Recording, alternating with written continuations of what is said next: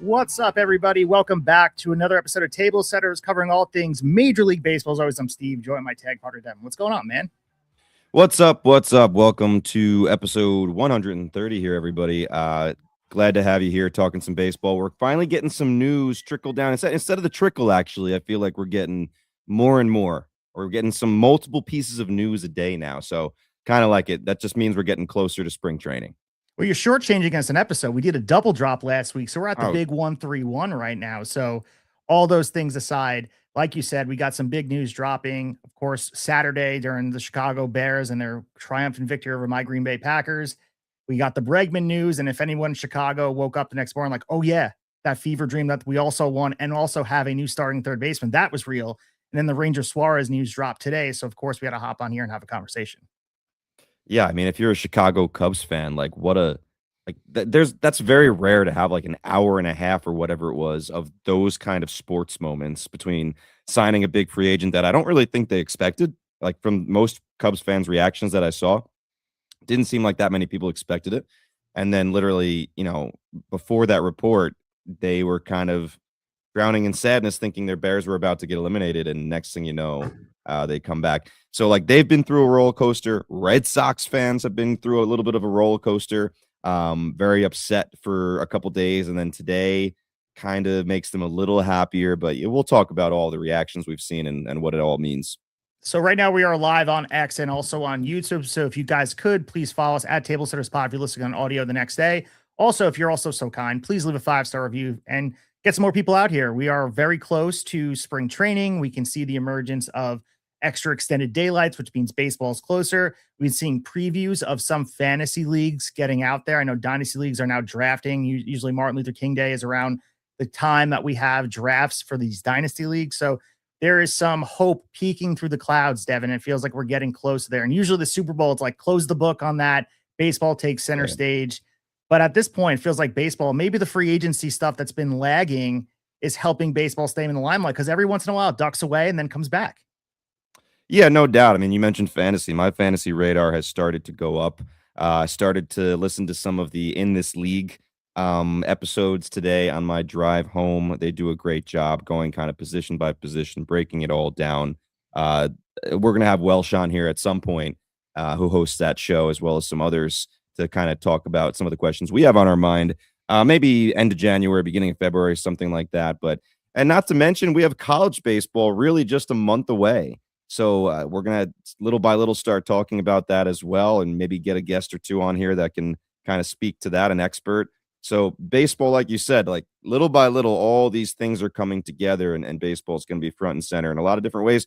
Not to mention as well the World Baseball Classic. Like we're still getting news trickling in about that, of who's going to play where, or who's going to play and who's not going to for their country. So that's going to be here before you know it as well. So we're going to dive into the meat of the order here, talking all the signings. We have the meat. All right, so we're going to start with the news that dropped today, the most recent. We have a lot of big stories, but Red Sox signing Ranger Suárez, and we got a lot of people in the chat, so chime in with your thoughts here. And they're set to sign left-handed pitcher Ranger Suárez to a 5-year, $130 million contract. The deal reportedly at this point contains no deferrals, no opt-outs, no trade protection. He's represented by the Boris Corporation, as we know. But we know Boston has been curiously silent throughout this offseason. They had not make a free agent signing. Looking at the Boston fans get uneasy. You've been posting on our socials at Tablesetters Pod, expecting them to make a move. And now we have a starting rotation headlined by, of course, Garrett Crochet, followed by a notable gap. And now you look at this, the depth options here. Ranger Suárez certainly would be a number 2 you feel like ready to go battle with. Yeah, I mean, Sonny Gray could be the number 2. I know there were some jokes when he was traded to Boston that some fans were like, this is not the number 2 Breslow was talking about. I kind of felt differently. I thought Sonny Gray was a pretty nice number 2, but now you got Ranger Suárez. So if you were not happy with Sonny Gray being slotted there, maybe you're happier with Ranger Suárez. But what I will say is this rotation is certainly built for a postseason run. You got those 3 guys up top with lots of experience. And like you mentioned, just tons and tons of depth, whether it be Johan Oviedo, who I kind of forgot they acquired from Pittsburgh. They went to get him. The youngsters that already have some experience under their belt in Peyton Tolley and Connolly Early. And I mean, even a Cutter Crawford who might be coming back. Like you could go. I mean, I didn't mention Brian Bayo. Like it's kind of crazy. And that was my first reaction was good for them. They made a signing and it's a good one. I don't think there's many critics of Ranger Suárez.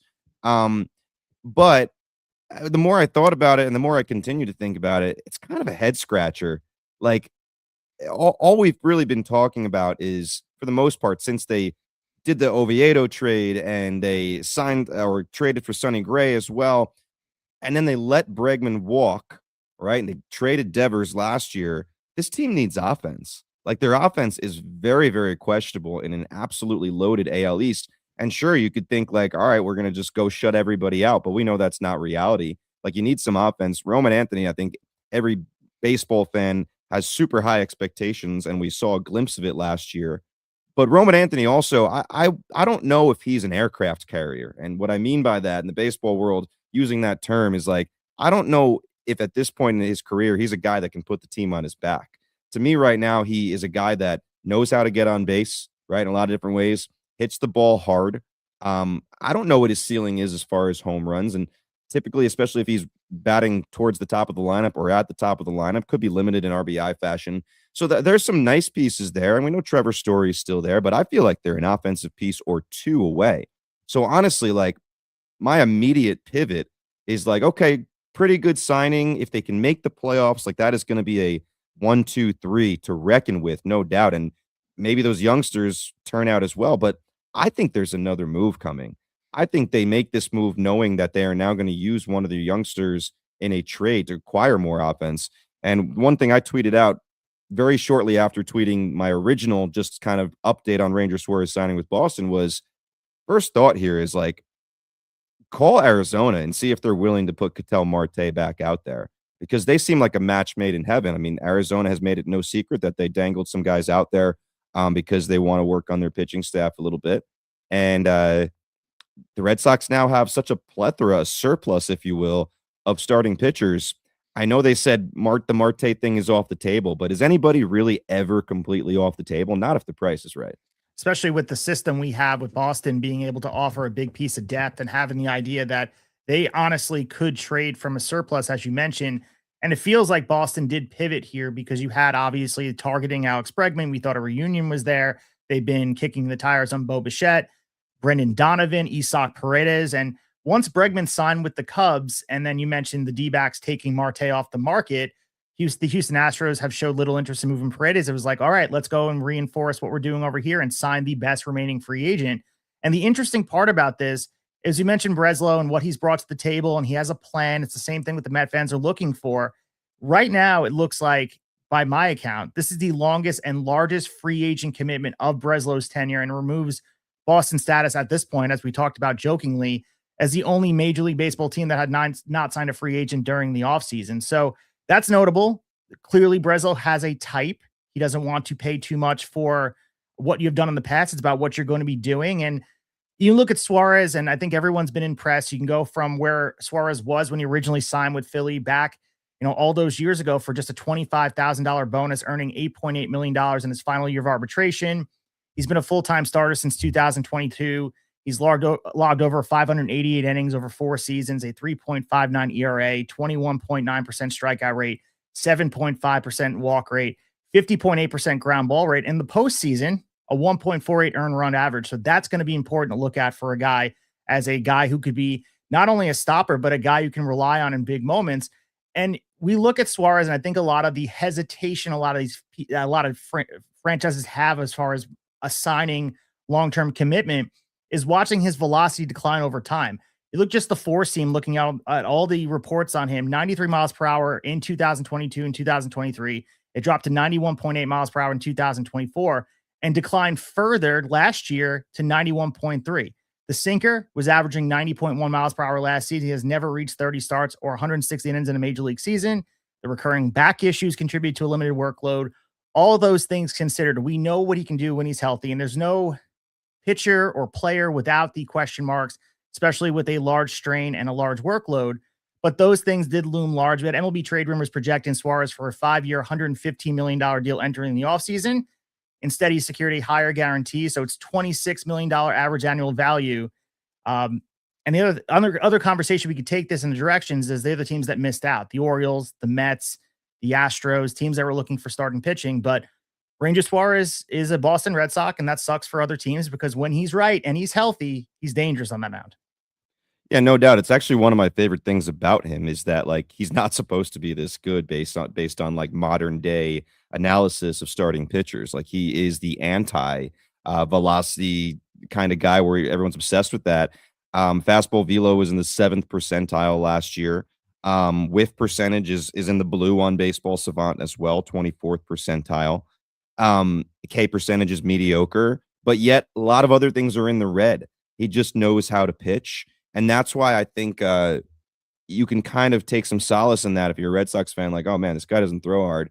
But hey, like look at all these things he still does well somehow. Like the run value of his pitches, pitching run value overall is great, right? Breaking run value, off-speed run value. Like he has all these things. The sinker he throws more than anything else, and it's effective, especially to left-handers. When they're against right-handers, he really mixes up those 6 pitches he throws.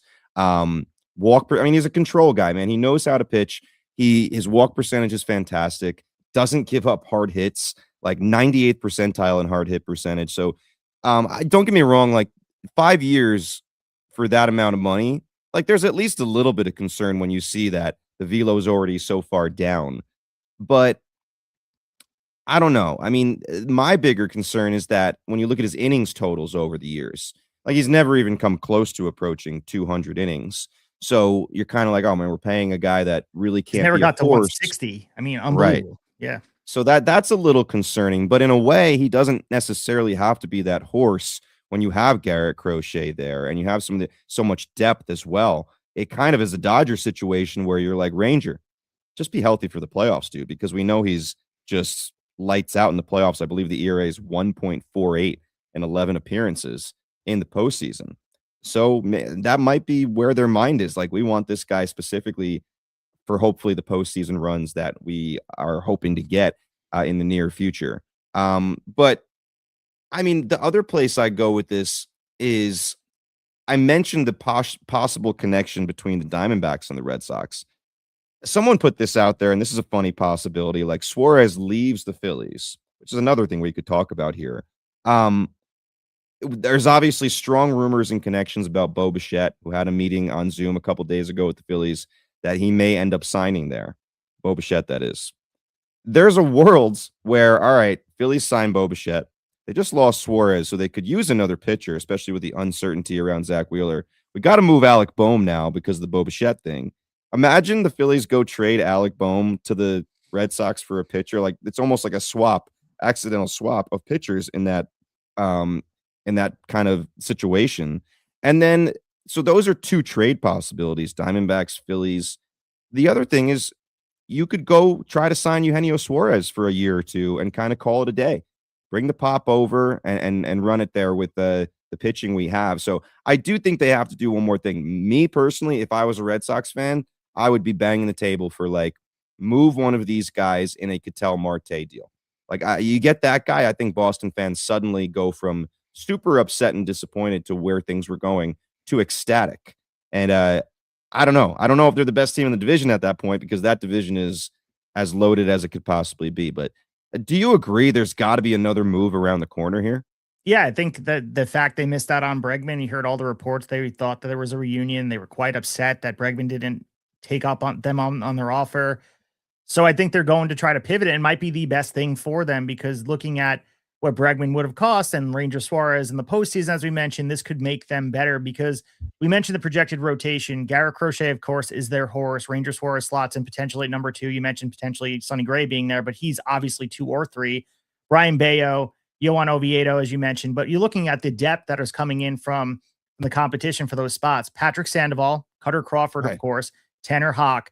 They're expected to return later in the year after undergoing Tommy John surgery for Tanner Houck, but they also got several pitching prospects on the 40-man roster that could be serving as depth or trade pieces. As you mentioned before, you mentioned names like Ketel Marte, Alec Boehm, Bryson Stott could also be a guy you look at. Nico Hoerner. I know the Cubs keep saying they don't want to move him, but Nico Hoerner is a guy would fit perfectly. I mean, Nico Hoerner would fit on any team, but this is it would maybe cost a lot of money to get him over there. But from a financial standpoint, the payroll's projected at $260 million. The competitive balance tax figures at 266. This is a team that could still make one more move, and it's probably at the offensive side. And they need someone to play third base and bop some balls out of the Fenway Park and make sure that they're fit there, because they're missing a lot of offense if Bregman's not in that lineup, and he needs to be replaced. Yeah, absolutely. And I mean, before we go to talk about Bregman, who I think is going to be our next topic here, and it kind of fits together, kind of works right into it. I will say we should mention the Phillies a little bit more. We mentioned them in passing, but this is a big loss for them, and I think everyone knew they were losing him. Like I don't think there was any time in the offseason that a lot of people were like, "Oh, I think he's going to go back to the Phillies." I didn't hear much of that at all.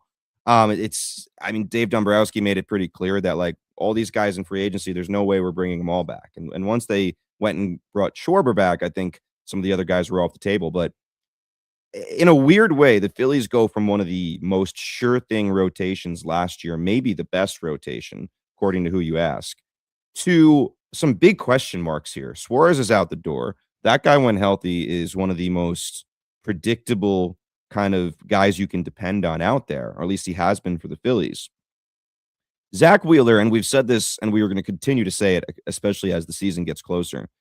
He is so important to this team, and no one really knows what's going to happen with Zach Wheeler when he's back. Like, is he going to look like the Zach Wheeler that the Phillies signed and has been amazing? One of the best free agents. You know, you talk about Max Scherzer to the Nationals years ago being one of the best signings of all time.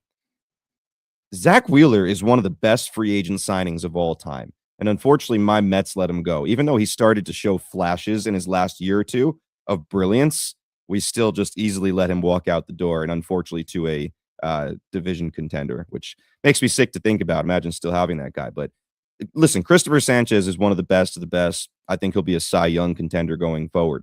Jesus Luzardo was fantastic last year. Still scares me a little bit. I still think there's some unpredictability in his game if you really look at him over the years. If Wheeler is not right, they're in a little bit of trouble. And I know you can say Andrew Painter, one of the best prospects of the last couple years. I agree. I'm excited about Andrew Painter. We should get to see him this year. But even really good pitching prospects sometimes come out and take some lumps and struggle. Like, not everybody is Paul Skeens. So to me, there's at least a little bit of concern with the Phillies rotation, but not in the way of like, oh, they're going to be terrible, but maybe just not as good as they were the last season or two. That being said, I think everyone really has their eyes now on, is Bo Bichette going to be a Philly? And that remains to be seen, because I have several suitors for this dude now, including these Boston Red Sox. That's another thing they could do to kind of fill that offensive hole. And maybe the idea from Dave Dombrowski and the boys over in Philly is to find the next Ranger Suárez, a guy whose velocity might be low and maybe looks like he shouldn't be as successful as he is, but overcomes the odds and does it. And maybe they're confident that they don't have to pay top dollar for it, and they were happy to let Ranger walk. But we shall see how it works out. We mentioned Alex Bregman multiple times in the Boston side of things, but of course they missed out, and the Chicago Cubs are the beneficiary of that. They officially signed third baseman Alex Bregman to a 5-year, $175 million contract, making it the third largest signing in Cubs history.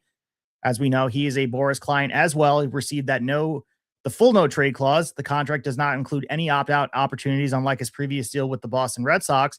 And the agreement also includes $7 million in deferred money, reducing the net present value from a $35 million AAV to approximately $30 to $31 million per year. And we now have Alex Bregman scheduled to be introduced at a press conference. I'm pretty sure that happened this morning, correct? At 10:30 a.m. Central Time. Did that happen already as we speak? I think it was supposed to happen today. I did not see any clips of it. I'm not a victim, by the way, completely other topic. I'm not a victim of the Verizon outage today, as I still got SOS on my phone as we speak right now. SOS in the corner. Yeah. I'm an AT&T guy, and honestly, I don't know how I've lasted as long as I have with them, because especially on the train, man, there are some terrible spots. It's like Pete Alonso at first base, man. No coverage at all. No coverage. But today I was pretty happy that I was an AT&T guy. But anyway, I don't even know how I got to Verizon. How did I just transition into Verizon? There was a reason. You talked about missing out on any of the clips of Bregman. Oh, right. I'll find out while you're reacting. Let's see.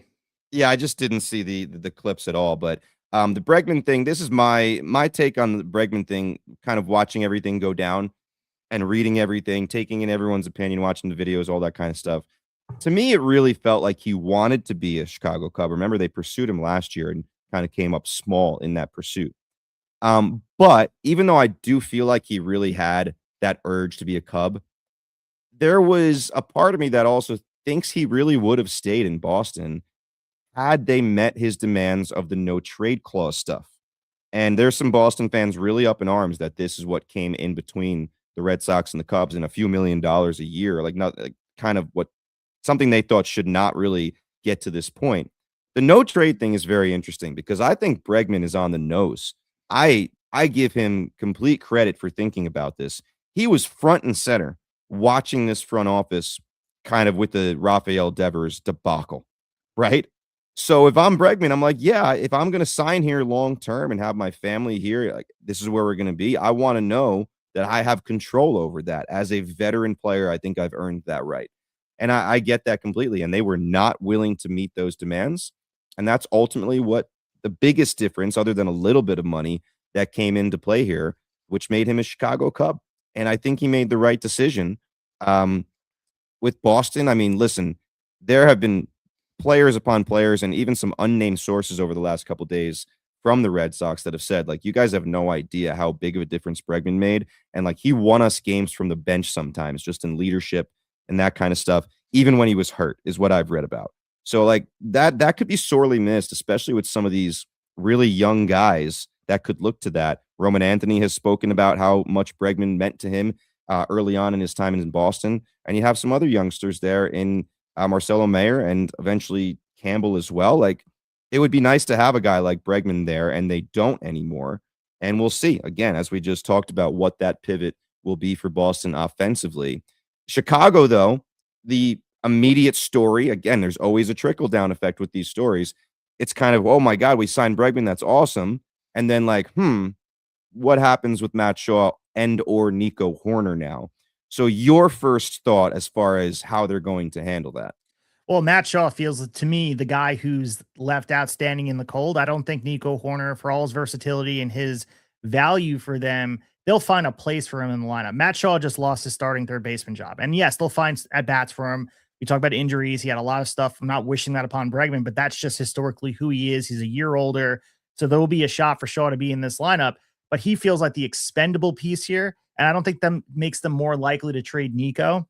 I think he's even more valuable now, especially with the versatility you are going to need with a little bit of an older roster. Nico is a guy who has shown to be able to play multiple positions, but also be able to be an elite guy around the field when you need him. So I don't think Nico is any more expendable than he was. In fact, I think he's more valuable today. Matt Shaw, though, can't really say the same thing. I agree with you completely. I think they'd be crazy to trade away Nico Horner. Like, it would almost make no sense. Like, we brought in Alex Bregman, got better, and now we're going to trade our, like elite defensive second baseman Nico Horner away. I don't get it. If that is a real possibility, I do know there are some teams out there reportedly pushing pretty hard, including the San Francisco Giants. The Yankees have called. I don't know how aggressive the Yankees are being about it. I mean, you have Jazz Chisholm there. You just traded away 4 prospects. I don't get the feeling that the Yankees are strongly pursuing a Nico Horner right now. I mean, the interesting thing is he is a free agent after this year. So if the Cubs get the right offer, they might say, might be gone in a year anyway. Maybe we take this.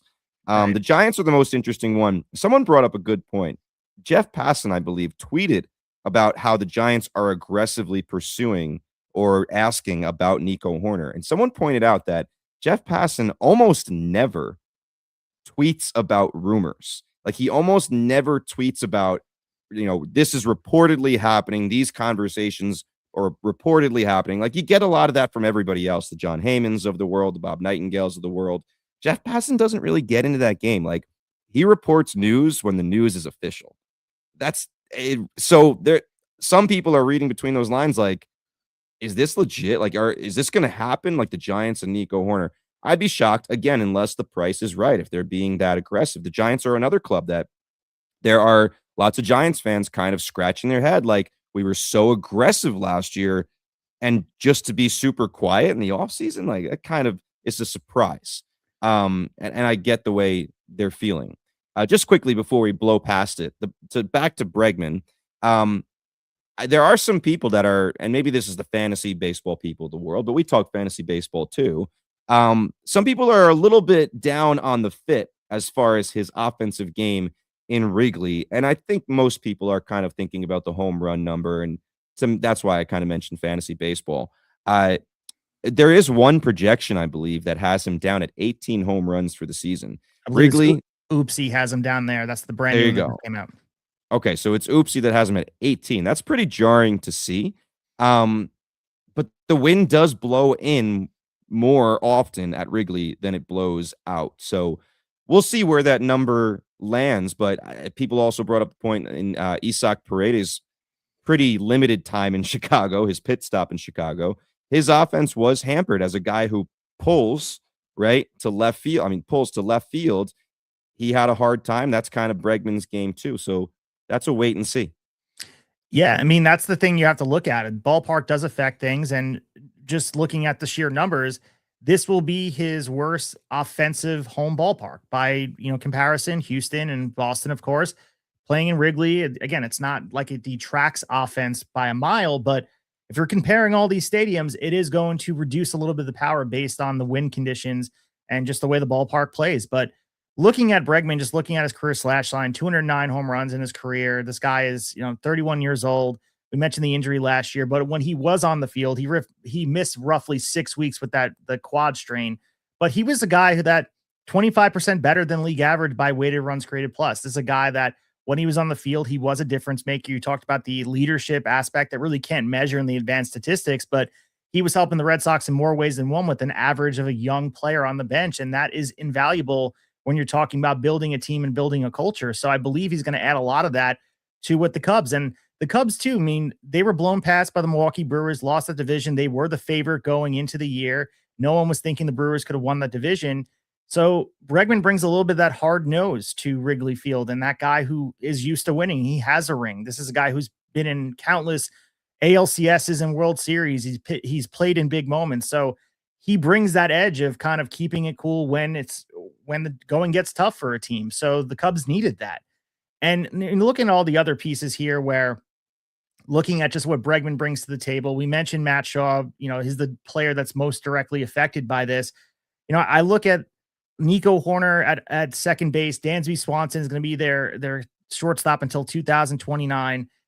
The team is better today than we last left in their offseason. I mean, you can't sleep on what they did. Did they have the best offseason of all the teams? I mean, once it's over, maybe we'll put them all next to each other and weigh it out. But when you have an offseason of acquiring Edward Cabrera and his upside from the Marlins, and yes, you gave up Owen Casey, but there was a logjam for his position, and also rebuilding much of their bullpen. They signed Phil Maton, Hunter Harvey, Caleb Thibar, Hobie Milner, and Jacob Webb, and they retained Colin Rea and also Shota. So it's a team that went out there and said, we want to win. The Ricketts family said, we want to bring another championship to Chicago's, to the North Side. And for fans, you can't ask for anything more. This is a franchise that maybe went through a little bit of lull after the 2020 season. They invested all the stuff in Wrigleyville. They'll never say this, but they were trying to invest their money elsewhere, and they're trying to make it back. We're finally here at this point because, as I mentioned before, and I understand inflation has a part of this, but this is the third largest signing in franchise history. And if I quizzed you on the other two players that were the highest guaranteed money, what are two players that come to mind? Because obviously it'd be a recent player with the amount of money and how it translates today. Could you name one of them? Because one of them is on the team right now. For the Cubs, one of them's on the team right now. I mentioned him by name. He's in the starting lineup for sure. I think this is gonna be wrong, but I would go with Seiya. No, Dansby Swanson at $177 Dansby. million. How do I miss him? No, that's a bad miss by the me. Total guarantee, biggest contract they've ever given out. Jason Hayward, $184 million. Yeah, I saw. Yeah, you know what? Now that you say that, I saw that the other day. And how about the fact that Dansby and Bregman were taken 1 and 2 in the draft the year they were drafted? Pretty cool to see too. Played in the futures game together. A pretty cool fact. The Matt Shaw thing, just to close the book on that, is surprising. Like and this just shows you how much I think the Cubs front office really love Alex Bregman. Again, we mentioned they pursued him last year and kind of came up short to go after him again. Matt Shaw kind of came to life in the second half last year and started to show the player that people have thought he was going to be. First half really struggled, 198, just 2 home runs, not a good first half. Second half, he batted 258. He popped 11 home runs. He stole 6 bases. That's part of his game, too. He stole 11 in the first half, too, so that was there. 10 doubles, 3 triples. He was a little bit of an electric player in certain ways in that second half. In August alone, he hit 5 home runs, 4 doubles, 2 triples, like a really good August. The average wasn't super high most months there, but that, again, to see Matt Shaw come alive and then know when you sign Bregman, you are probably blocking him or at least decreasing his playing time. That is Matt Shaw.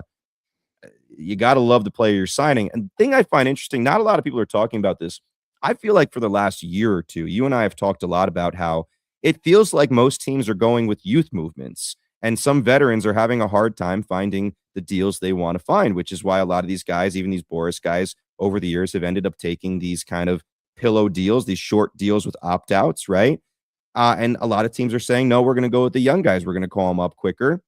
In the last, 24, 48 hours, we have seen 2 teams do the opposite, where they are bringing on a veteran that is blocking a youngster, Bregman blocking Shaw. And the next story we're going to get to, Arenado, who is not the player Bregman is currently, right? He's diminished, at least offensively. Arenado, once again, Jordan Lawler may be blocked. I know there are other possibilities, some outfield or moving around, maybe similar to Matt Shaw, kind of moving around and playing in different places. But Jordan Lawler once again gets blocked. And these guys are not like fringe prospects. Both of them have been top of the list kind of prospect for years now. Hell, Jordan Lawler played in the World Series in 2023. He was on that roster with the Diamondbacks against the Rangers. So an interesting kind of change of course from what we've been seeing a lot the last few years. So what I will say as we exit out of this conversation is, I know people are probably sick of hearing it, but this is a copycat league, and watching the success of the teams in the World Series being defense first, especially the Blue Jays. Looking at Matt Shaw, he was a -1 defensive run saved. And we know Bregman is a good defensive third baseman, 10 defensive runs saved, 17 outs above average. He ranked 8th among qualified third basemen by outs above average. There's a huge difference there. And whether the offense keeps up, and everyone wants to poke at Bregman's bat speed being slower than it is, that defense makes up a lot. And whether you believe in advanced metrics, defense wins games. You watched it happen right in front of us in October. So looking at the Cubs, they are a better team, because even if Matt Shaw, you mentioned him, 437 plate appearances as a rookie in 2025, good for a 93 weighted runs created plus. That's great. But looking at the defensive side of things, Bregman is an upgrade tenfold from him. And to me, that's a no-brainer when you're looking at a guy who, again, has composure in big moments, has been there before, and that's on both sides of the field. Being a guy who can kind of keep your composure at the plate in a big spot, but also on defense. You don't want a guy out there that feels uneasy, especially if they're not. And not to throw any shade at Matt Shaw, this is a guy who came up as a middle infielder. He transitioned to third base, not his natural position, so I give him credit for even being serviceable over there. But Bregman's a guy who can be a wizard with the glove when he needs to be. For sure. And you mentioned those things that people point to that are negatives, as far as like Bregman's not a guy that has super fast bat speed, right? Hard hit percentage isn't super impressive, barrel percentage. But for as many faults as you can find there, like the pluses are way bigger than the minuses. Like you look at where the red is on Baseball Savant, whiff percentage, he's elite, right? Chase percentage, he's elite. Squared up percentage, he's elite. He knows the strike zone. K percentage, he's going to take his walks. So the dude is just a winning player. He knows how to do it. He knows how to win games. He knows how to get on base. He knows how to drive guys in when they need to be driven in. We'll wait and see what the Wrigley effect is on his power numbers. But to me, when I think of Alex Bregman, especially at this point in his career, I'm not thinking of a player where like we absolutely need 35 home runs from this guy. I'm thinking of a more well-rounded performance, defense, offense, walks, right? Double, a little bit of everything sprinkled in. And then you talk about the leadership value too, which Nolan Arenado going to Arizona, to me personally, my favorite thing about the deal for Arizona is really the intangible. And I know there's some people out there, the Brian Kennys of the world, that just do not believe in those types of intangibles. But when I look at this team with a clear young leader in Corbin Carroll, the Diamondbacks, I love the fact that Nolan Arenado, a guy that just lives and breathes baseball, regardless of where the offensive numbers have gone, I love the fit of him in Arizona and in that division that is super competitive with everybody trying to chase down the Dodgers. So the Cards had officially traded third baseman Nolan Arenado and cash considerations to the D-backs in exchange for minor league right-handed pitcher Jack Martinez, which is the D-backs 8th round selection in 2025's draft. So the D-backs are going to be assuming $11 million of the remaining $42 million left owed to Nolan Arenado over the next 2 seasons. And the Cards are going to be paying the remaining $31 million. Obviously, Arizona had an open spot on its 40-man roster. now they're full following the addition of Nolan Arenado. And yeah, they've been looking to trade Nolan Arenado. This was an obvious thing. The St. Louis Cardinals are in full rebuild mode. If they don't want to use the word rebuild, maybe retool, but they are tearing it down and rebuilding it in a new image. And Arenado didn't fit. They tried to trade him at the deadline. They did not get the package back. And we can go over his accolades and the MVP finalist after batting .293 in the 2022 season, and hoping to have more appearances in the postseason, because that was the biggest thing when he got traded from Colorado to St. Louis. And I see a lot of people dunking on that. And how could you not? He played more postseason games in Colorado than he did in St. Louis when it was all said and done. I mean, he's an above average defender. He is obviously on an offensive decline. He's not the same player he was. Chase Field does play closer to a neutral for right-handed power. It could be an improvement for him relative to Busch Stadium, which ranks among the worst ballparks for right-handed home run power over the past 3 years. The D-backs can look at something like that. And we look at the D-backs. They obviously missed out on Alex Bregman. They, obviously now Arenado is going to join Perdomo and giving Tony Lavulo maybe a strong defensive left side of the infield. That's another thing you can look at. And you mentioned the impact on their former 6th overall pick, Jordan Lawler, a guy whose opportunity at third base will diminish greatly with Arenado in place. Jordan Lawler has one minor league option left remaining. He could return to AAA, be considered in a future trade. The D-backs, they previously explored using him in the outfield, and maybe now we look at gaining some clarity following Jake McCarthy's recent trades to the Rockies. So maybe that's what he'll be. But I think this is more about the Lawler thing. I know that everyone wants to talk about Arenado and maybe ending his career in Arizona, have a renaissance, because I fully expect him to play pretty well here. He's motivated. This is a guy probably going to be rejuvenated by being out of St. Louis, because a lot of that franchise looked like The Walking Dead last year, and he didn't want to be there, clearly. But I don't know. For me, it feels more about what you said before, Jordan Lawler, and like why they keep blocking him. What is the deal with why he's not looked upon as a building block? Because as you mentioned, that World Series performance and looking at the poise he had as a young player, that's 3 years ago already. And we need him to get an opportunity. And maybe it's not in Arizona. Maybe it's somewhere else.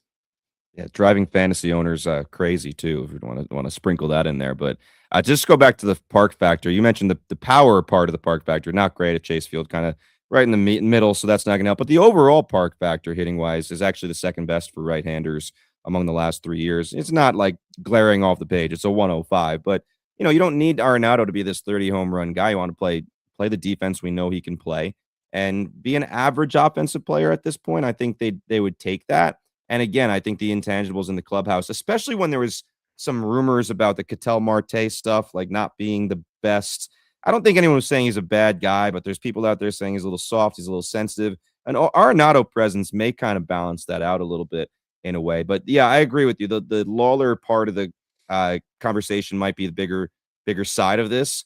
Gurriel for them, I think, is out for a while in left field. So that might give Lawler an opportunity. I still think he'll play some third base and spell Arenado every once in a while, and maybe Arenado takes him under his wing. But he is the type of guy where if he's not getting regular playing time, I think they'd rather have him playing in the minors. But obviously options can get in the way too. That can get tricky. You can't be sending the guy up and down a million times over and over without worrying about that. And to be honest, on the other side, St. Louis, I think the bigger story that this connects to is also about a prospect, and that's J.J. Weatherholtz. Okay, third base is now open in St. Louis. You could say, all right, Nolan Gorman's going to get another opportunity. Jordan Walker could play third base instead of outfield.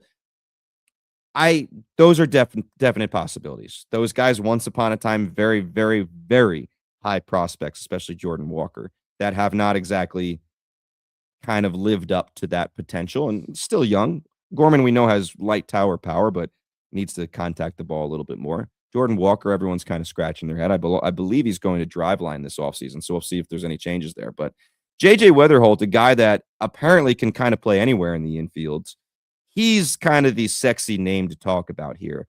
He has hit everywhere he's gone, really just 1 year in the minors, but kind of advancing quickly. So I think that's a name to watch, whether St. Louis actually gives him a chance to make the team out of spring, or if they're going to make sure they hold him down for a little while longer before he comes up. And remember, there is the whole prospect promotion incentive now that does cause teams to kind of bring these guys up a little quicker. Remember, for years, all we talked about is how they would hold them down until a certain date to get the extra year of service time. And that still happens to a degree, but I feel like there are some things to convince them otherwise. And this is going to be a conversation amongst a lot of teams going into spring training. Like Weatherholt in St. Louis, I've heard a lot of people, even on In This League, I told you I was listening to today, it was about second baseman, and they were talking about, will the Guardians give Travis Bazzana a true chance to win the job out of spring, or will they wait until he gets super hot in the minors? And you could go around the league. There is a lot of this out there of guys like, are they going to let this guy try to make the team right out of spring, or are they going to wait a while? But yeah, I think on Arizona's side, it's kind of like another chapter in the Jordan Lawler story.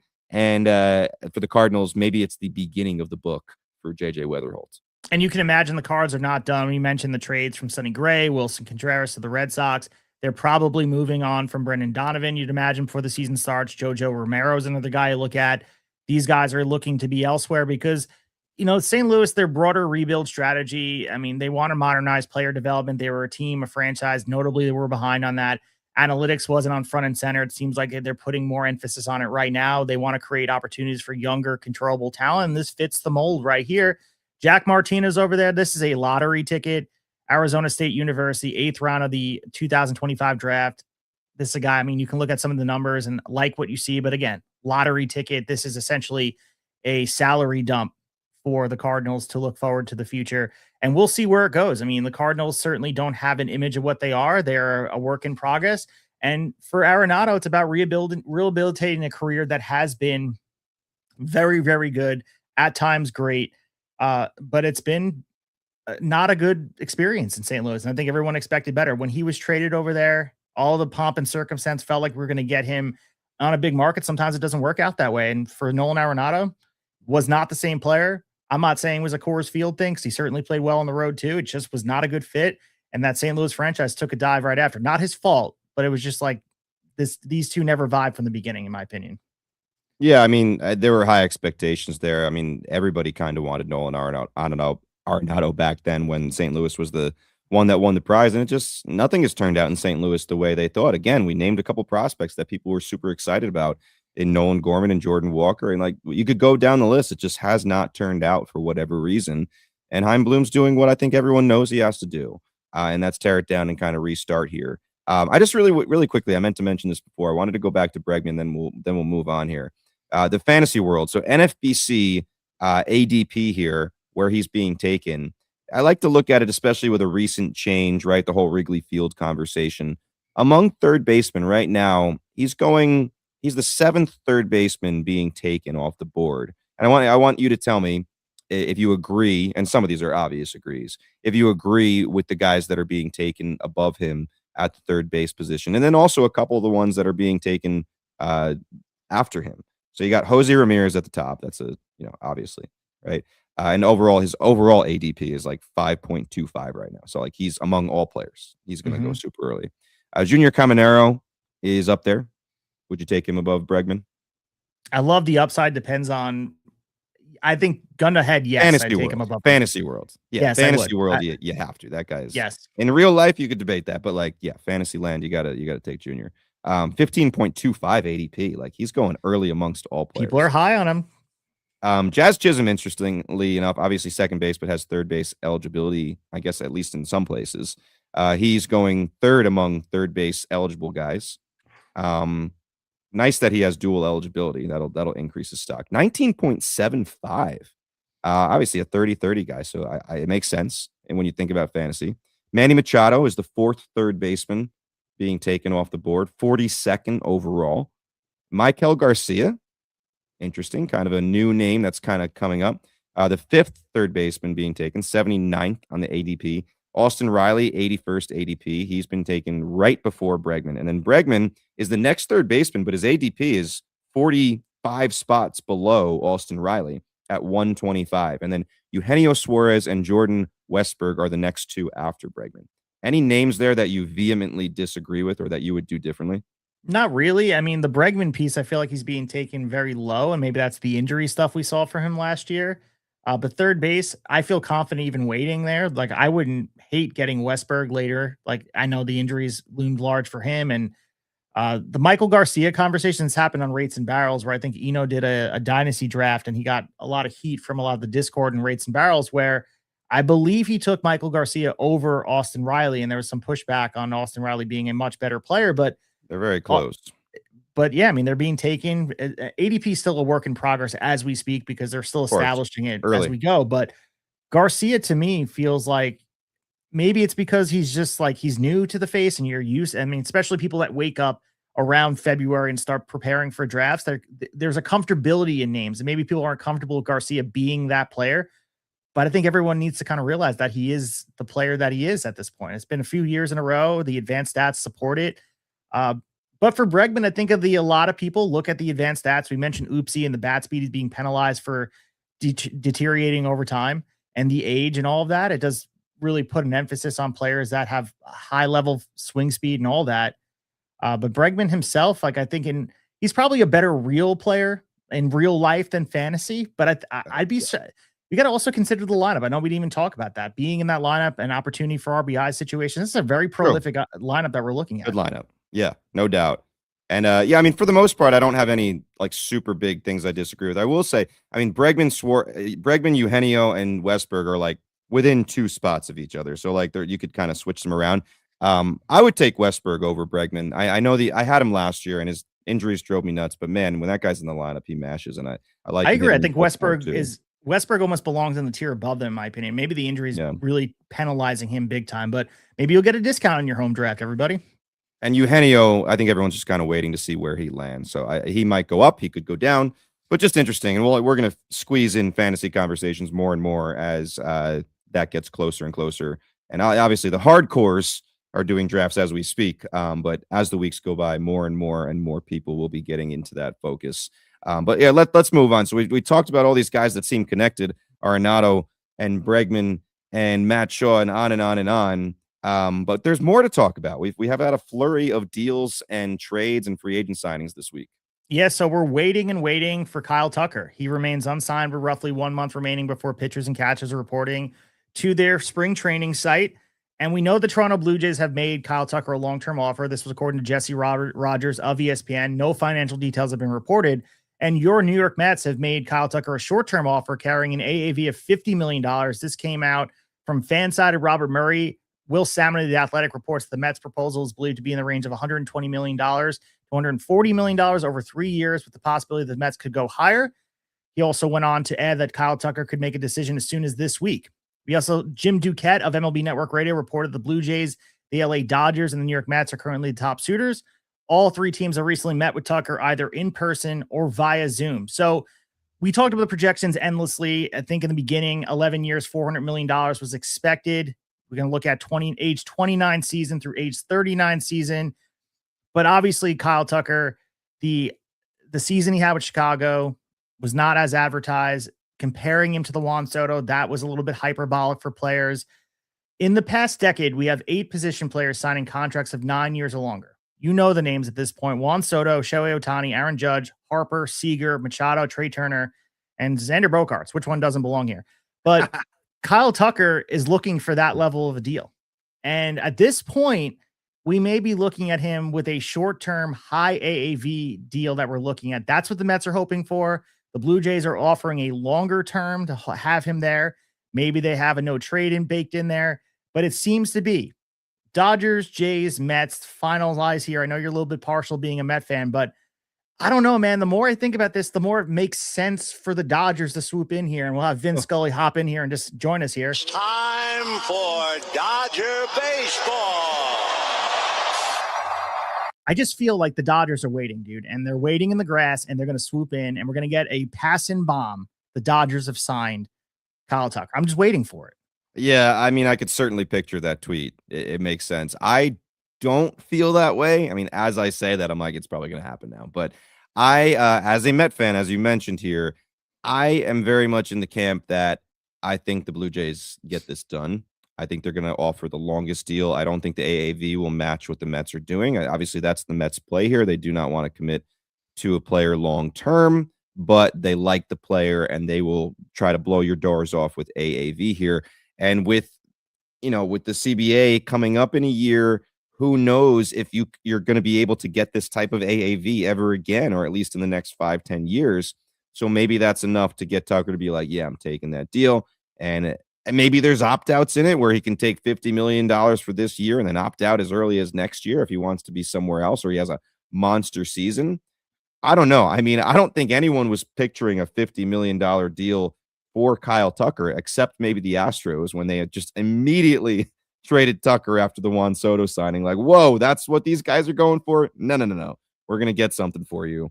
But, and by the way, just like a side note, amazing that the Cubs, in the year that they are letting Kyle Tucker walk away after trading all those pieces for him, they've done so well otherwise in free agency and trades that they're not getting shit on at all right now. Like, they're not getting any criticism for the whole Tucker thing. It's amazing. I thought that would have been a bigger story. Meanwhile, you see the Red Sox let people walk away and they're getting killed.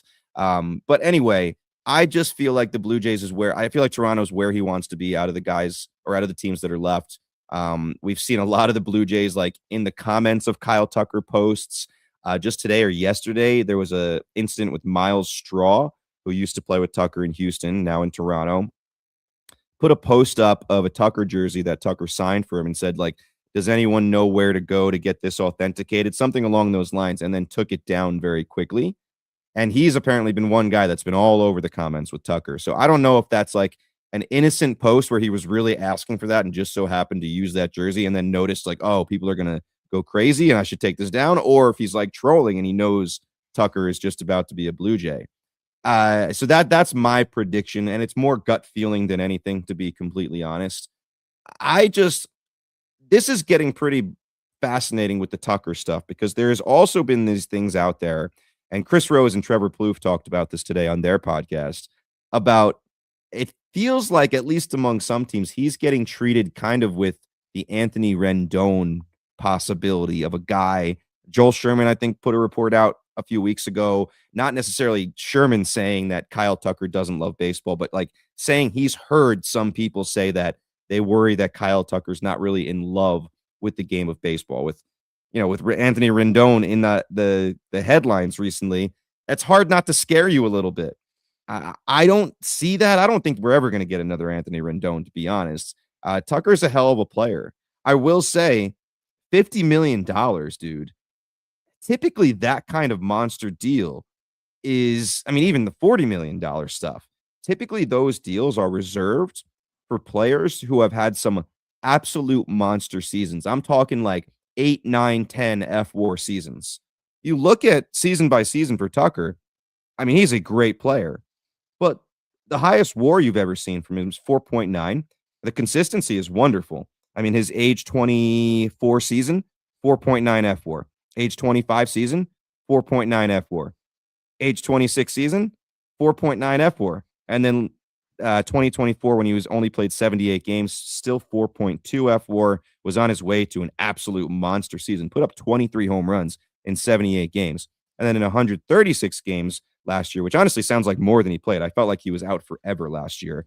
Put up 4.5 F-WAR, still in limited time. So maybe if you're the Mets, you feel like, yeah, we haven't seen that monster season, but from what we have seen, we feel like we can extrapolate that to like, if he's in a lineup with Francisco Lindor and Juan Soto, we feel like he can have that absolute monster season. And if you're Tucker and that $50 million is on the table and you know you can opt out after a year or two and you think, I'm going to play with these guys, we could go crazy offensively, it might be tempting. But maybe it's just the pessimist Met fan in me, especially with what's happened this offseason. I just don't feel like this is where he's going to be. I think he's going to be in Toronto. Yeah, and you mentioned just the path he could take, because I know looming out there, we've discussed it multiple times, there's a disruptive lockout that's waiting in the wings here. A long-term deal with the Blue Jays could quell all those ills in his mind for him to have next offseason being not – for next offseason, there's not a free agent of his caliber if you think about it. So you mentioned the opt-out situation. He has the opportunity there, but at the same time, you have the big black cloud of the lockout looming. So there is the chance that teams are just going to freeze their spending and not go out there. So really, it's the two angles of the short AAV. What's the best fit for him? Does he want to go to the West Coast with the Dodgers? Because and a lot of people are talking about this with the LA Dodgers. And I know I played Vince Scully and him saying time for Dodger baseball, all that.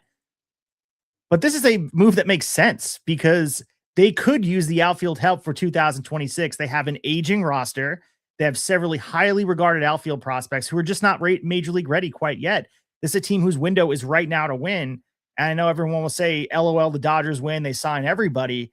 this is the right move for them to make the move and spend the money. Same thing for the Mets, spending all the money we saw that David Stearns begrudgingly probably put on the table for Juan Soto, and trading Brandon Nimmo for Marcus Semien. This is a win now team. This is like, go out there, and who cares if he opts out next year? Try to win in 2026 and get to the finish line. For the Blue Jays, like, this would be sprinkles on top of the sundae right now. You already got the Neapolitan ice cream. It's strawberry vanilla chocolate. It's beautiful. You got the banana there.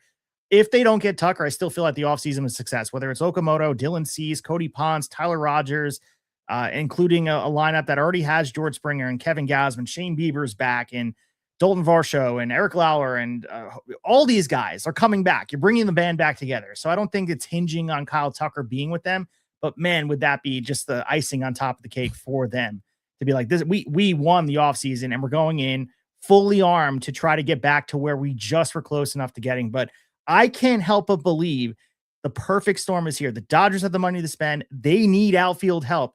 Kyle Tucker feels to me like he's going to be a Dodger. Just because we already waited this long.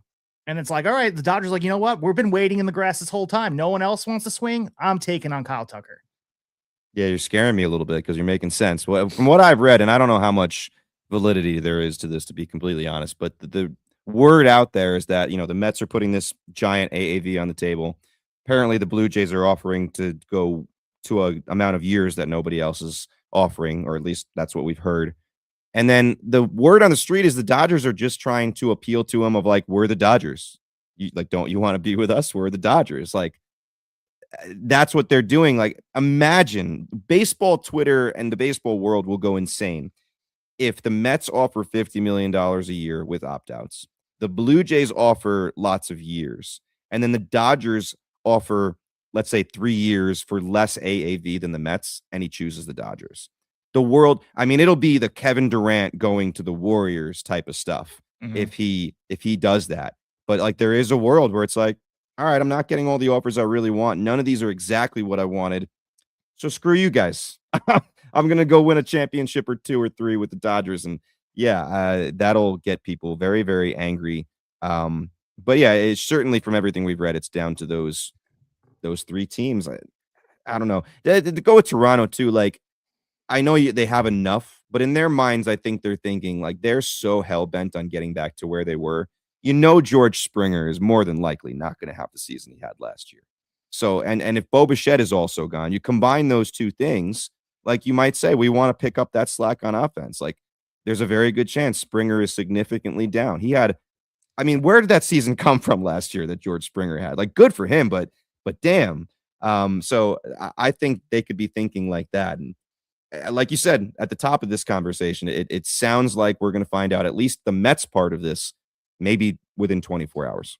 Yeah, big day for New York. We had John Harbaugh with the Giants, and Kyle Tucker with the Mets. And did they let him get out of the building? Did they let Harbaugh leave? Allegedly, he didn't sign a deal with them. So maybe he's just a man of his word. He's going to let the Titans give him their pitch, and he feels like you don't let him out of the building. You guys, come on. We all know this in football. You don't, like, if it's a guy you need, you do not let him out of the building without being signed. He's a culture changer, and the Giants certainly need that, bouncing around from coach to coach. And this is the guy. You can't mess this one up. I'm not even a Giants fan. Like, you have to get this right. Just a quick note here on a transaction that happened yesterday. The Miami Marlins traded left-handed pitcher Ryan Weathers to the Yankees in exchange for 4 prospects: Dylan Lewis, Brendan Jones, and infielders Dylan Jasso and Juan Matus.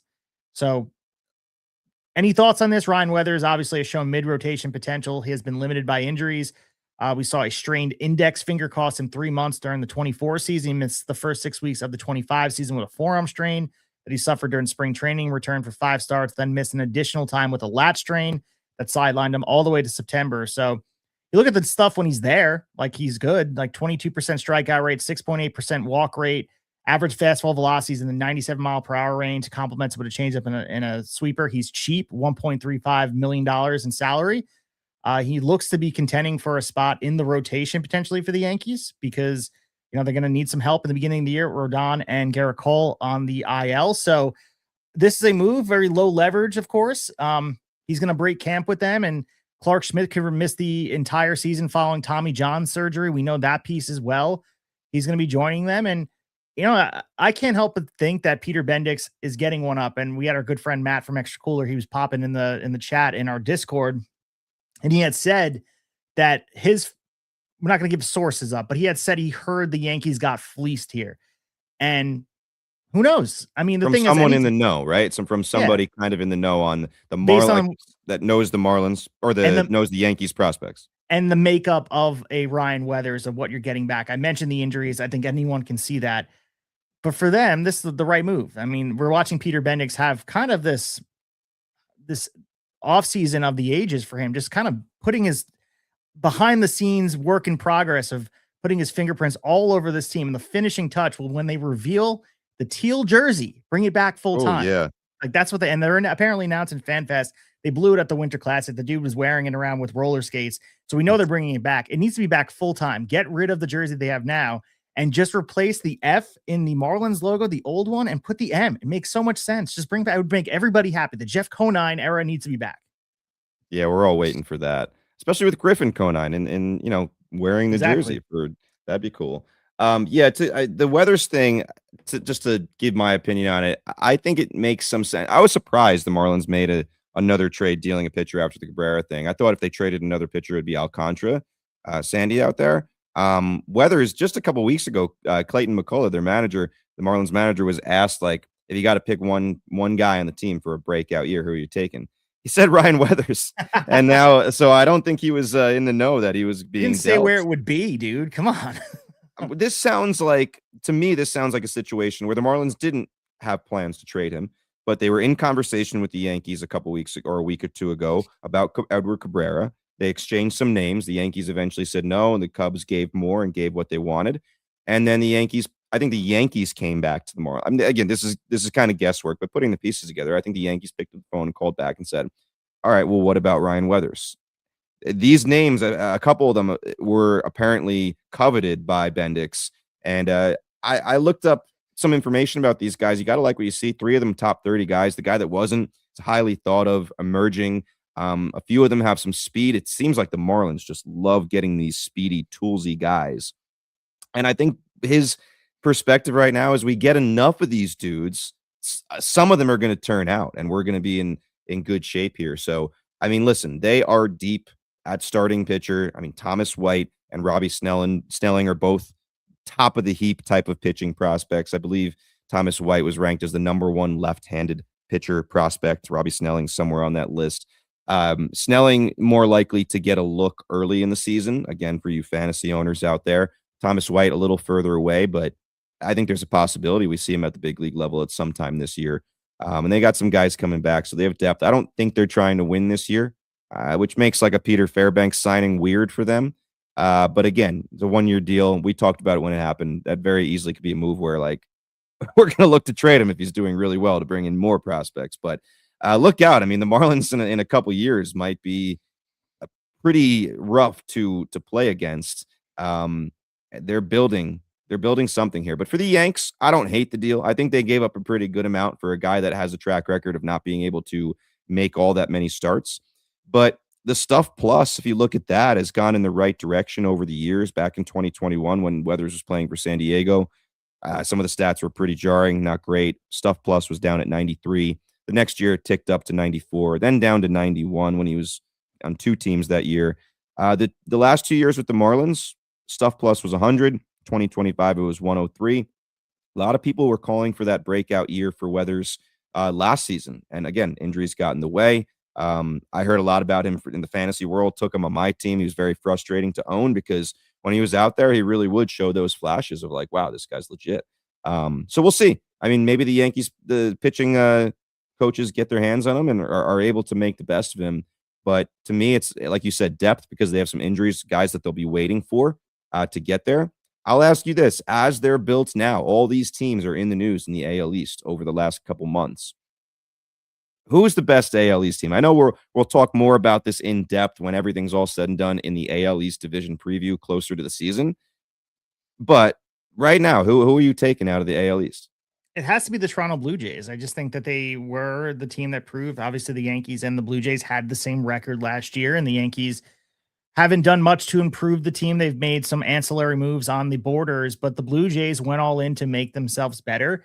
And like you said, let things lay where it may, and we'll have to figure out what the rest of the teams look like when we get to our season previews. But as of right now, if I had to pick a team, it'd be the Toronto Blue Jays to win the division. And I'm not saying the Yankees are going to have this awful season like a lot of Yankee fans are doom and gloom about it. They have to weather a significant storm at the beginning of the year, but they will be right there in the mix by the end of the year. It's just a shame that they're not going to make moves to get much better. You know what I'm saying? Like, I think that's the frustrating part for me as a Yankee fan, watching the team improve the team, and we'll see what Weathers does, and we'll see obviously what Blackburn does. And like these pieces are not going to move the needle. Blackburn's going to do. I mean, we already saw what he can do in New York for sure. But I just think the frustrating part is watching a team that, again, you don't want them to make moves just to win the offseason, but it's a clear you keep mentioning that they have been a team that they won 90 plus games. They were, like I said, they tied with the Blue Jays. They lost in pretty much percentage points in the division, and they're going to return a lot of the same roster, and they're going to be competitive. The frustrating part is, like, you watch teams that are already there. We watched the Blue Jays get to the 7-game World Series and lose, and they're trying to get better. It would be easy for them to rest on their laurels and try to get back to where they were with the same team, but they're getting better. Every team around you is trying to improve while the Yankees are kind of waiting for things to fall in their lap. That price is too much. We don't want to give up on this guy. For me, looking at them giving up Dylan Lewis in this deal, and I'm looking at some of the, I'm not going to dilute myself and say like I know exactly who he is, but looking at some of the back of the baseball type of stuff, he's the most significant addition to this deal. 22 years old, right-handed outfielder, 13th round pick in 2024. He's out of Queens University of Charlotte. Baseball America ranked him 8th among Yankees prospects, while MLB Pipeline ranked him 16th. So some discrepancy between the two of them. That's the most significant piece here. And like, again, you could look at Brendan Jones or Dylan Jasso and tell yourself who's going to be the better player. And we won't know the answer to that for many years. This is going to take some time to assess. But to me, it's like you're willing to move for like a peripheral piece like this, and you're not going to be in the mix for an Edward Cabrera. I wonder what the asking price was if it was too much. You know what I'm saying? Like, what was the price for an Edward Cabrera that they weren't willing to pay? I mean, it feels like the Yankees are willing to trade from their top 30, but not like the top 4 or 5. Right? Like the LaGranges of the world seem to be off the table. The Lombards seem to be off the table. Keep Spencer hearing Jones. George Lombard is untouchable, they're saying, which we've heard the same story. And I'm not saying trade him because I trust the assessment of who this player is, but we heard the same thing from a lot of Yankees top prospects and kind of the same tune. The only guy who was hit was a guy that wasn't ranked as high coming out. Jason Dominguez was ranked. Think about when Aaron Judge debuted. He wasn't even the highest touted prospect that was debuting that day. Yeah. I mean, think about Kyle Stowers last year, who like there was all these super high Baltimore prospects. Stowers was like 15th among these dudes. Like people knew who he was, but kind of talked about him as like just another guy. And you see when he gets the spotlight in Miami, it's totally different. You mentioned Jason Dominguez. I had this thought the other day of like people were having this conversation about Tucker. Like, why would you want to give a guy $50 million if you're the Mets that already plays the same position as Juan Soto? And then the argument back is like, Tucker certainly could play left field, like go across to the other corner outfield. And I was shaking my head like, yeah, of course he can play left field. And then all of a sudden, Jason Dominguez pops in my head, like for some reason not being able to figure out left field. So I don't know. Maybe that is a concern. Yeah, left field is the moon to Jason Dominguez. I've been saying it. Put a Parker in this dude. I know they were renovating the stadium the other day. He needed to be out there. I was looking at the pictures. They're making the new scoreboard out there. I didn't see Dominguez out there with his jacket on fielding fly balls. And that is a shame because he should be out there trying to figure out the dimensions, playing balls off the corner every single day until we have live baseball in the Bronx. No excuses. Be out there. You need to figure it out, Jason Dominguez. It's him out there. It is the moon to him. Maybe he's at home with some kind of VR that's like left field Yankee Stadium and he's just missing pop-ups at home. Man, I wouldn't even care if Jason Dominguez became a superstar elsewhere. It's just that he's that frustrating to watch. Like the bloom is off the rose a little bit with Jason Dominguez. I wonder what the assessment of people outside of New York, how they feel about him. Because even you as not a Yankee fan, I mean, you watched the coverage of him. This guy was supposed to be the Martian. He was going to be the super. He has none of that vibe. And it takes time to mature in the major leagues, and it is a hard translation from one step to the other. But superstar players adapt pretty quickly, and you at least see flashes of it. I don't think we've seen a flash of anything from Jason Dominguez to be a superstar game-breaking player. I just don't see it with him. I mean, dude, I was a Dominguez believer even as a Met fan. In MLB The Show 22, I brought him over to the Mets, and he was a big part of my team for like 10 years. Won a few World Series with him. I think he was World Series MVP one season. And then I let him go. He was making too much money. He was walking. I let him go to another squad, and it was the right thing because he didn't have a good season or two after that. But that, yeah, MLB The Show, Jason Dominguez, pretty solid. So as we wrap up this episode here, we do have some news about the Royals outfield fences. So we're going to wrap up this episode here. Kauffman Stadium moving the outfield fences in both corners and center field alleys. So the decision was first reported by Jeff Pass and later confirmed by the Royals. We have the details here. So under the new configuration, Devin, the dead center field distance will remain 410 feet from home. However, the Royals are reducing the wall height slightly throughout the outfield. Both outfield corners are being pulled in by 9 feet, while the center field alleys are being shortened by 10 feet each. So JJ Piccolo came out. He talked about this move being an effort to improve the team's offense. The guy I thought about, and then we talk about the advanced stats of the percentage of fly balls, all that. The guy I thought about was Bobby Witt Jr., and the stock is up on him. Yeah, you would think so. Bobby Witt Jr., I mean, power-wise, has had an interesting 4 seasons. He's been up in 4 seasons already. That's crazy. Oh, anyway, 20 home runs in his rookie year in 150 games, 30 the next year, 32 in his third year, 109 RBIs. What a season. And then last year down to 23. So he's fluctuated a little bit. Obviously an all-around player. The projections, depending on which one you look at, Steamer gives him 26. The Bat X gives him 31. Oopsie gives him 30. So let's call it 25 to 30. To me, this is going to be a 30 home run season for him. I don't know. To me, I know I've seen some projections that are giving, all right, the new dimensions give him an extra home run or 2. I'd say maybe 3 or 4. I'm going a little more optimistic there. I know they're being a little conservative. Anytime I hear a star player and their team is moving the walls in, I just think of the Great Wall of Flushing in Citi Field. Just awful what they did to David Wright those first couple years of Citi Field, taking so many home runs away from him.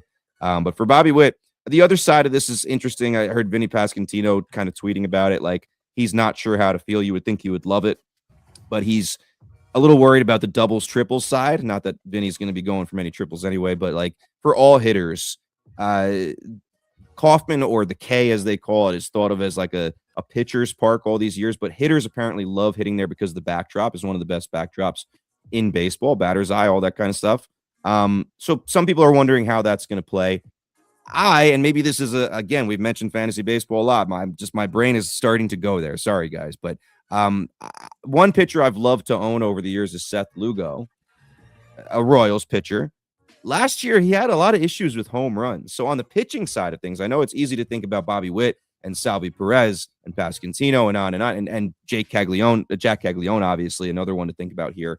But you got to think about the pitchers too, how that affects them possibly in a negative way. If I'm Seth Lugo and I already had a problem with home runs last year, I'm not exactly pleased that my team is bringing the fences in all over the place. But yeah, I think it'll have some effects, and we'll see if it affects the win total or if it just affects numbers. Yeah, and the thing is, too, they were only PNC Park and Oracle Park were above them as far as suppressing home runs. So they were top 3. So 9.7% of fly balls compared to an average of 11.8%. So this is a thing where they're trying to improve offense. And as you said, there's the other side of it. They got other pitchers out there, which we watch a lot of the renaissance of the starting pitch, and they have to be upset. But, they don't want to turn. J.D. Piccolo and Daniel Mack, who's the assistant to the general manager, talked about not wanting to turn Kauffman Stadium into an extreme hitter's park. Right. But they want to kind of fix the power. And you mentioned Citi Field. You would say that was an improvement, right? What they did. So this was an obvious. Absolutely. They did it to Camden as well, too, if I remember a few years back. I feel like the Orioles play with the walls every single year. Remember, there was that year that Gleyber Torres turned into Hank Aaron. So they had to do something. But I think he hit like 30 home runs in Baltimore alone. And that one series, right? I believe no. Hearing the what calls, a season. yeah, hearing the calls for Gleyber Torres, he absolutely owned them. But oh my god, we appreciate you guys checking this episode out. Again, we want to do some hype on our socials at Tablesetters Pod on Instagram and on X for you guys to check this out. You can also subscribe on YouTube at Tablesetters Baseball. Give us a like. Tell us what you thought. Thank you for hopping in the chat over here. I see Armin has Amazings in here giving us the thoughts, and he's talking about Mike Puma. The Mets are expecting a Tucker decision, and also talking about solid start and a pivot for the Red Sox this offseason. So we appreciate you hopping in the chat. You guys can check us out live. We're not always going live on these shows, but we do hop on here when we're able to. I hope you guys enjoy talking baseball. So again, we're going to be back breaking down all the news. Maybe we'll have an emergency pod when Tucker signs. If we get a decision tomorrow and he's a New York Met, maybe we'll hop on tomorrow and have a conversation quick and just give our thoughts. Or maybe he will be a Los Angeles Dodger. Oh God, stop it. Vin Scully, man. How could you disagree with Vin Scully? I'm disagreeing with you. I just added Vince Scully to the board. I also have Castellanos home run on the board. You want to hear that as well? I mean, that's Hey, it fits. It fits. Sure, I like hearing that one. Deep left field by Castellanos. It will be a home run. Maybe that's how we should announce him signing with the Dodgers, right? As there's a Castellanos drive is going to go somewhere too. Castellanos, it will be a home run. That's how we should just announce the Dodger call. So anyway, we're going to be on our way out of here. Devin, any final thoughts as we say goodbye? Oh, Kyle Tucker. Come on, man. Come to Queens. We need you. Bring your friend Framber Valdez too. The ultimate optimist side of me said in the chat the other day, hey, there's a world where David Stearns pulls off a little bit a miracle here, bringing those two former Astros to Queens. It's not impossible. Framber Valdez, Kyle Tucker, New York Mets. Let's go. So we'll be back sometime soon talking about all things baseball. But until that time, we'll talk to you after a while. And as always, happy baseball.